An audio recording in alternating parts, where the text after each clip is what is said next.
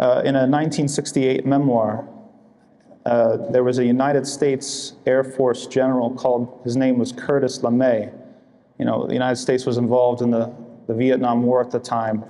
And reflecting on it, he said, you know, instead of negotiating with the Vietnamese, we should have just bombed them back to the Stone Age. That was the phrase that he used.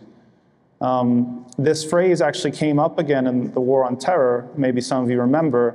There was allegedly an exchange between Pervez Musharraf, the late Pervez Musharraf, and a US official, Richard Armitage, who apparently said, basically, you have to join the War on Terror or else we're going to bomb Pakistan back to the Stone Age. Now, that's a really intense phrase, okay? And a lot's going on there. The barbarity and the hubris and the arrogance and stuff like that. But there's one specific thread that's hidden in that phrase that I want to kind of pull out and bring to your attention, and that's the understanding of time, okay? The idea that you could take someone who their calendar says the same calendar date that I have in my phone, 2023, and by doing something to them, I can actually take them up out of time and move them back on some sort of scale and throw them all the way back to the Stone Age. Interesting. That sort of threat, that sort of phrase has certain assumptions behind it, and the assumptions behind it are actually really, really important to what we're trying to do here in Tawhid Community Center, what we're trying to do as a Muslim community in North America. One of the assumptions that's hidden in that quote is that the idea of what is the modern world, it's built on technology, it's built on infrastructure. You think about roads, you think about gadgets. We've got, mashallah, these cool, you know, cameras and these tablets and these sorts of things, fun new things. And what's hidden in the quote is that, well, if I can just, you know, snatch those things away from you, I send you right back to the Stone Age. Now, there's some problems with that kind of assumption, and there's a few of them. So one of them, it underemphasizes or doesn't give sufficient credit to some of the technological advancements that previous civilizations have had, right? Some that still remain to this day unmatched. We've got Roman roads that are better than New York roads, at least, right? And they've figured out, you know, geologists, they've looked at Roman concrete, and somehow the way that they mix their concrete with the passage of time and erosion actually adds to the strength of the concrete, as opposed to what we see people using today for their building materials. You know, the pyramids are such a miracle that, you know, they think that maybe aliens helped out or something like that. They can't really accept that this is something that people back then could pull off, could do. So it's not just when we talk about bombing someone to the Stone Age or some people back, cave dwellers, the Stone Age, we're not just describing facts here. We're actually making some sort of claim. We're claiming that now is the best possible world that you could live in, and that anything in the past, well, it's the Stone Age. It's bad, it's backwards, it's inadequate, it needs to be updated.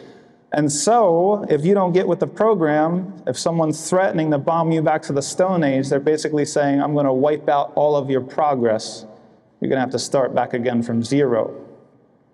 It's interesting that that's kind of a triumphant narrative, right? It's like, well, we've just added and added and added and added, and we've got all these things that we keep on adding to our value as human beings or our civilization or our group. But why don't we think of the liabilities? Why don't we think of the drawbacks and the negatives? Why don't we think of impending nuclear war? Why don't we think of housing crisis? Why don't we think of food deserts? Why don't we think of environmental disaster? Somehow that stuff gets wiped away and it's not considered part of the modern world, or at least not emblematic of the modern world. What's emblematic of the modern world is the microphones and the gadgets and all the fun stuff. We don't think, it's pushed to the side, all of the bad stuff. And so to understand the place of Islam in the modern world and the place of this community in the modern world, it's actually a tough task. We have to describe something that we're inside of. It's like if you asked a fish to describe water. I would imagine the fish would probably say, what's that? If that's the only thing that you know, you're swimming in it, you're constantly surrounded by it every single second of every single day, it's hard to grasp what exactly it is. And only through going through something else can you actually understand what you're talking about. So we can't just take at face value these sorts of things that people say, oh, we live in the best time of modern technology and you don't want to go back to those days, do you? We need to be a little bit more critical than that.